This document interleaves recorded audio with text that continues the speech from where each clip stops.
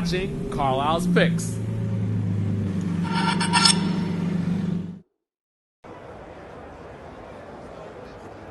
So in 2012, Kawasaki debuted the new Ninja 636, which kind of went away for a while because of race requirements. The idea of having a 600 class bike which meets the race requirements and then a 636 for retail wasn't really the most efficient financial manner to do things. So they got rid of the 636, so they had just one single 600 bike that they could race and they could sell to retail.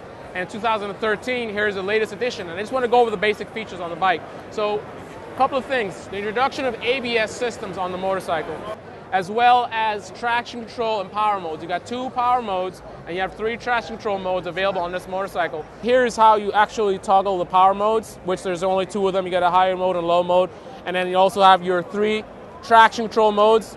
It's called the KTRC. That's how you can toggle it here as well. High mode, giving you full power.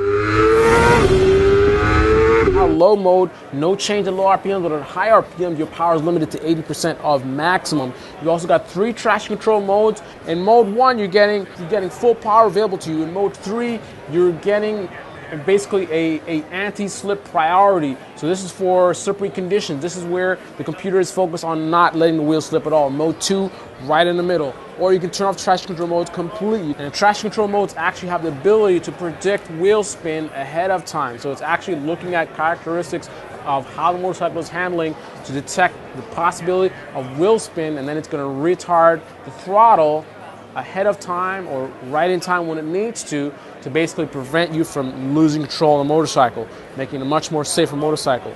You got the show a separate function fork. It's a big piston fork, much more efficient. It's lightweight and adjustable. This is a one-piece monoblock radial mount Nissan front brake calipers.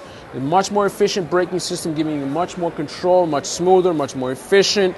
It's 310 millimeters, 4-piston in front, and in the rear you got a single piston, 220 millimeter. Pedal-style rotors. You got a new slipper clutch. The suspension has been modified. The frame has been modified and tweaked. The frame is actually a new lightweight twin spar aluminum frame. They've got a steeper 23.5 degree rake on this. New steering stem seals, making it easier to turn, much more flickable. It's also got a longer stroke. So they changed the bore and stroke on this, a longer stroke, and the idea is giving you more low-end power, more mid-range power. The older ZX6 had a lot of problems with low power performance, not much power down low, plenty of power up high. This bike is giving you more power throughout the rev range, in particular low and mid-range. And that's a result of changing the bore and stroke, and also changing the compression ratio, which on this bike is 12.9 to 1. You got the digital fuel injection. You've got the revised intake and exhaust ports. The intake ports are wider now. The passages to the valves actually split earlier on this. The exhaust ports are wider near the exhaust valves. You've got new pistons. It's got a larger air box, which is giving you increased peak performance, peak power. Longer single bore intake funnels, giving you more low to mid-range power. Got a new shorter first gear. Stronger alloy, so it's much more durable. They've got new projector beam headlights. The weight on this, curb weight on this motorcycle is 423.4 pounds. The seat height is 32.7.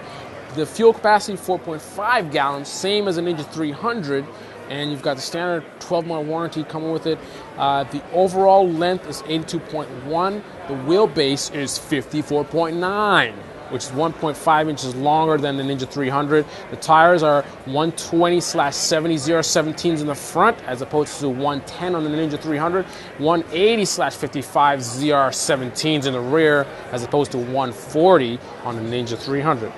A little thing I wanted to note, the weight on this motorcycle is only 423.4 pounds, which is only 40 pounds more than a Ninja 300. Not bad.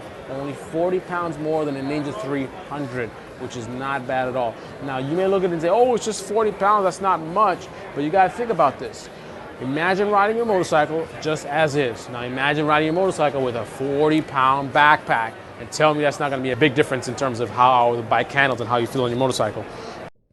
So I agree. Thank you.